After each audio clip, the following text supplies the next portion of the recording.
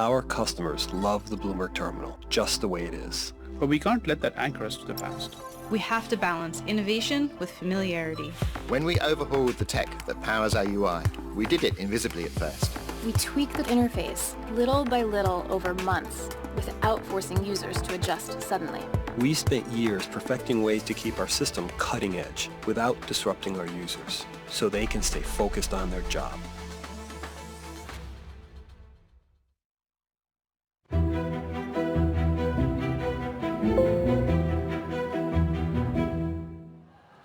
Welcome back to a special markets edition of Bloomberg Technology. I'm Caroline Hyde in New York. And I'm Ed Ludlow in San Francisco. Now, how could the SVB collapse and current global lender concerns unravel fintech liquidity? Let's bring in Bloomberg Intelligence's Diksha Gera. Yesterday, you IB'd me. I've got my research out. You scrambled. You're basically looking at the funding environment now as a result of what's happening. What's your conclusion?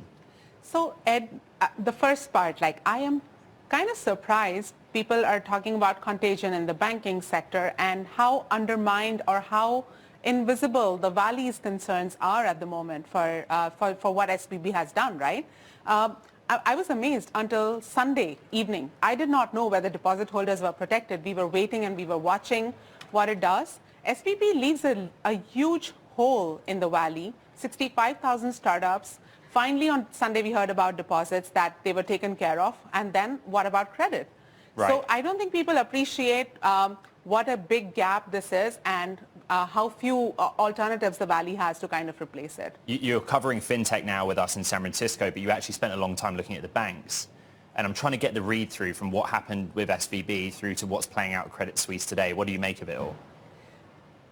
It hit a bit closer to home for me. I was at Lehman when the bank went under, and I am again amazed at how little we've learned over the years.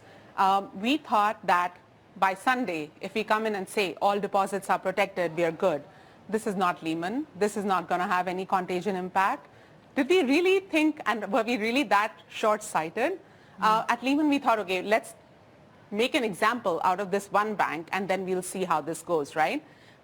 With SVB, this is one bank. We're discussing moral hazard, like should we be using taxpayers' money to bail this one bank out? When you have a fire in your house, Ed, what do? Do you think, well... I'm hoping I don't have a fire in my house, but I get your point. How do you think about it? Do you think, okay, let me put out that fire first? Or do you actually go and think, oh, if I put this fire out, the person who lit the fire will never realize what mistake they made? Right. That is the discussion we had on Sunday. And I was amazed at how little we learned with what happened with Lehman and how little we learned that in this environment, any confidence crisis, the way it can blow up, I'm at short of words, I'm lost of words.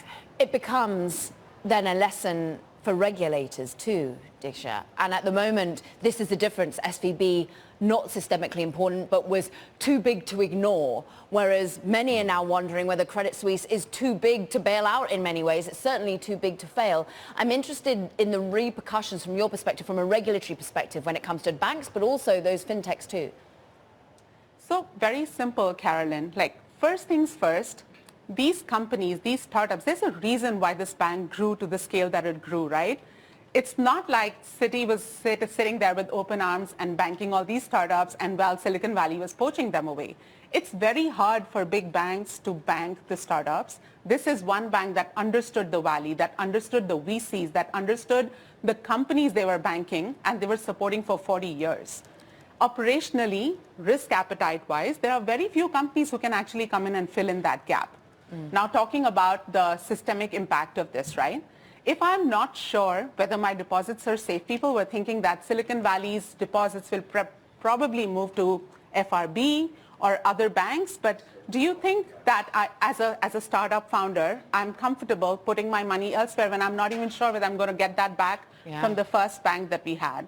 So obviously there's a confidence crisis, and I think it'll be a while before we can fix this problem. Confidence crisis that we see reflected in equity markets with the biggest fall on record for Credit Suisse in Europe. It continues to trade over here in the US on its ADRs. And Diksha Gera is going to be looking all at some of the publicly traded fintechs and privately owned ones with Bloomberg Intelligence. We thank her so much, bringing in her history, her context of Lehman there as well. I'm pleased to say we can dig yet further into the world of private money allocation, but also a history of someone who worked at the Federal Reserve itself. Let's go to Joe Zhao, founder and partner over at Millennia Capital, a venture fund focused